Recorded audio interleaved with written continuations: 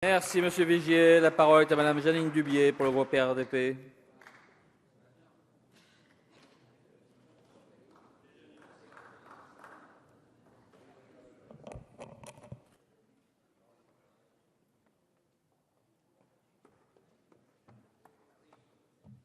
Bonjour, Monsieur le Président, Monsieur le Ministre, Monsieur le Président de la Commission des lois, Monsieur le rapporteur, chers collègues. Le gouvernement nous soumet aujourd'hui un texte proposant de réformer la carte des régions de France. Autant le dire d'emblée, je ne suis pas par principe opposée à une réforme territoriale, mais elle doit se faire de façon concertée, dans la transparence et avec objectivité. Député du Parti radical de gauche, je veux redire ici que les radicaux de gauche ne sont pas des opposants systématiques de la réforme, dès lors qu'elle s'inscrit dans une démarche de progrès et qu'elle respecte le caractère décentralisé de la France inscrit dans notre Constitution. Je suis convaincue de la nécessité de repenser l'action de nos collectivités territoriales au travers d'une clarification des compétences et de la simplification de l'action administrative au service de l'efficience des politiques publiques. À notre grand regret, force est de constater que le texte qui nous est proposé aujourd'hui a été réalisé sans concertation avec les acteurs politiques et économiques des territoires.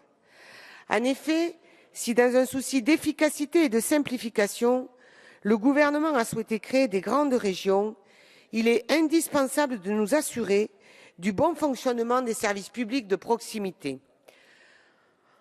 En tant que députée élue dans le département des Hautes-Pyrénées, je crains que les territoires ruraux soient à nouveau les laissés pour compte de cette réforme.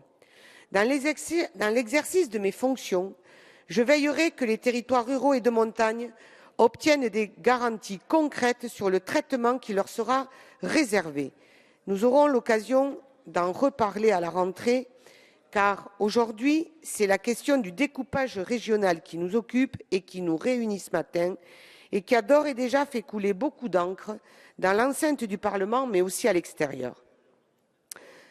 Le président de la République et votre gouvernement souhaitent doter les régions françaises d'une taille critique qui leur permette d'exercer les compétences stratégiques à la bonne échelle et de rivaliser avec les régions européennes. Nous partageons cet objectif. Pour ce faire, vous proposez de fusionner les régions Midi-Pyrénées et Languedoc-Roussillon.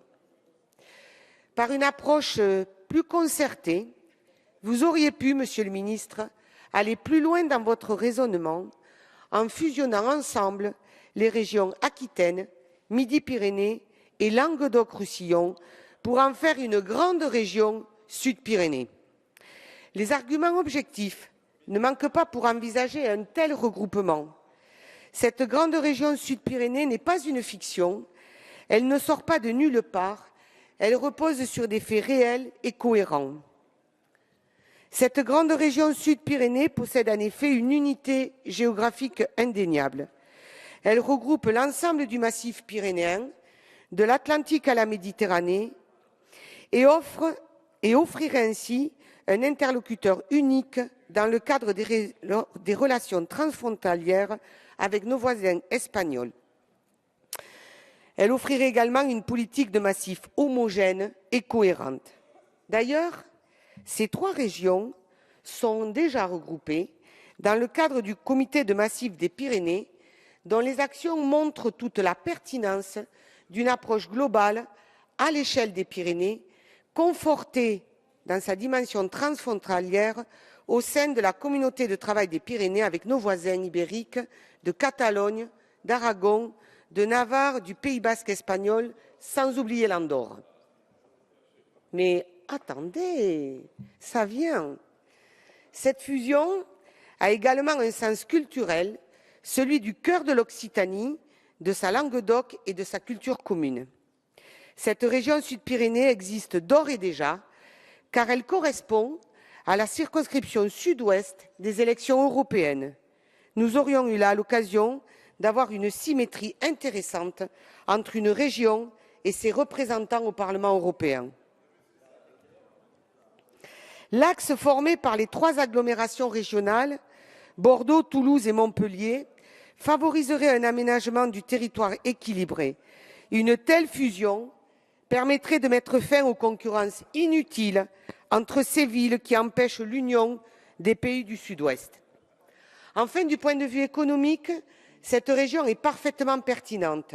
Il est en effet indispensable de rassembler les différentes énergies pour pallier le déficit de notoriété de nos régions et dynamiser l'attractivité et le développement de nos territoires.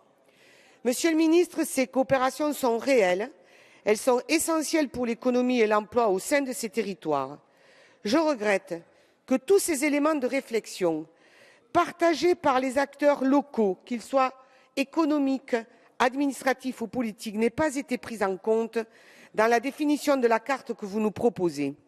C'est pour cette raison que je défendrai un amendement proposant une fusion des 3 régions, Aquitaine, Midi-Pyrénées et Languedoc-Roussillon.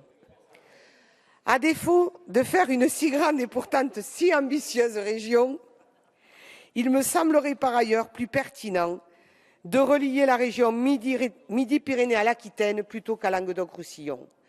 Je salue à ce sujet mes collègues Martine Linière-Cassou et Nathalie Chaban, ainsi que d'autres collègues qui ont déposé un amendement visant à fusionner ces 2 régions, amendement que j'ai cosigné pour des raisons culturelles, économiques et géographiques évidentes.